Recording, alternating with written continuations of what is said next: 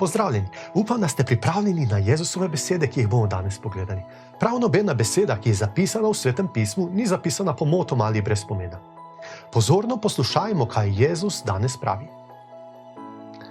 Svetilke tudi ne prižigajo in ne postavljajo pod mernik, to je leseni škaf oziroma vedro, temveč na podstavek in sveti vsem, ki so v hiši. Tako naj vaša luč sveti pred ljudmi, da bodo videli vaša dobra dela in slavili vašega Očeta, ki je v nebesih. Človek se vpraša, kaj v teh besedah sploh zanimivega in kaj te besede pomenijo. Poglejmo si.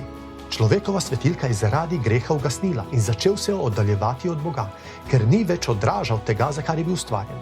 Ker je svetilka ugasnila, so se ljudje duhovno izgubili. Jezus je tisti, ki je prišel in prižgal naše ugasnjene svetilke. Če hočemo, da naša luč zasveti, moramo priti k njemu, ki izvira luči. Če hočemo biti duhovno oživljeni in vstopiti v večno življenje, moramo priti k njemu. Ni druge poti, ni drugega načina. Jezus je tisti, ki prižge naše duhovne svetilke. Če ne veš, kako se to stori, si oglej našo epizodo Žalost ali veselje. Jezus je rekel: dokler imate luč, verujte v luč, da postanete sinovi luči. Naj poudarim, Jezus, o katerem govorimo, ni trhel in zarjaveli Jezus, ki je obstal na križu ali pa nas gleda z kakšnega podstavka. Mi govorimo o živem in resničnem Bogu, o Jezusu, ki je bil obojen od mrtvih in je kralj kraljev in gospod gospodov. Naš Jezus je večno živ, on je tisti, ki daje življenje. Zato pazite, kateremu Jezusu se zatekate in pred komu pogibate svoja kolena in komu povzdigujete svoje oči. Spodbujam vas, priklonite se pred večno živim, pred tistim, ki ne visi več na križu, pred tistim, ki je visoko vzvišen in sedi na desnici Boga Očeta. Ta je edini pravi Jezus. Ne upogibajte svojih kolen pred lesenimi, kamnitimi in kovinskimi podobicami in maliki, ki jih je naredil človek, in tudi ne pričakujte od njih blagoslova in naklonjenosti, ker ni v njih moči, da bi pomagali.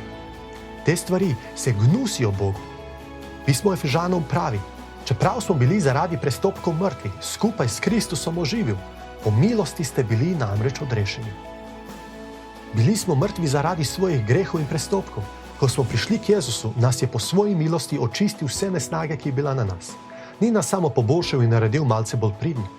Zaradi nesnage greha smo bili mrtvi. On nas je oživel od mrtvih. Od mrtvih si je obudil našega duha, prižgal svetilko v naših srcih in nam dal nalogo, da svetimo. Kako pa naj svetimo, se poraja vprašanje. Pismo Efežanom pravi: nekoč ste bili namreč tema, zdaj pa ste luč v Gospodu. Živite kakor otroci luči, kajti sad luči je v vsakršni dobroti, pravičnosti in resnici. In zopet se vračamo na življenje. Biti Kristusov človek ni samo v razumskem prepričanju, temveč v duhovni realnosti.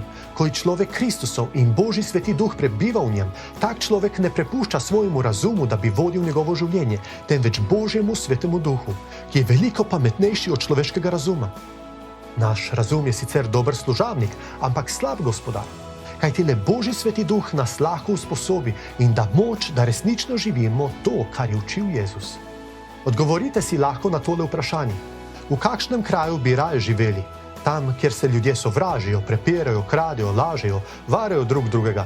Ali v kraju, kjer se imajo ljudje radi in izkazujejo dobroto drug drugemu, si pomagajo, odpuščajo, govorijo resnico in si prizadevajo za pravičnost?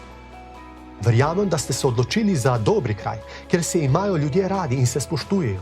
Vendar, da resnično zaživiš na tak način, je možno le takrat, ko Jezus prižge tvojo svetilko in mu popolnoma predaš svoje življenje. Mnogo ljudi živi ta ideal drugega dobrega kraja do neke mere, vendar le do trenutka, ko nekdo s svojimi besedami in dejanji ne stopi na njihov rep. Potem se kar hitro preselijo v tisti prvi kraj in tam ostanejo dolgo let, mnogi od njih celo za celo življenje. Če živimo po Jezusovem nauku v moči Svetega Duha, bodo naše svetilke prižgane. Sveti Božji Duh nam bo dajal moč, da udejanjamo v svojih življenjih vse, kar je učil Jezus. Sveto pismo nas spominja na sad človeka, ki hodi za Jezusom in čigar svetilka gori. Sad duha pa je ljubezen, veselje, mir, potrpežljivost, blagost, dobrotljivost, zvestoba, krotkost, samoobvladovanje. Zoper te stvari ni postave oziroma ni zakona. Jezus tudi nas spodbuja, tako kot je spodbujal apostole in nam pravi: fantje in dekleta, niste vi mene izvolili, ampak sem jaz vas izvolil in vas postavil, da greste in obrodite sad in da vaš sad ostane. Tako vam bo Oče dal karkoli ga boste prosili v mojem imenu. Sem Andrej Zelenjak za Center Evangelij danes.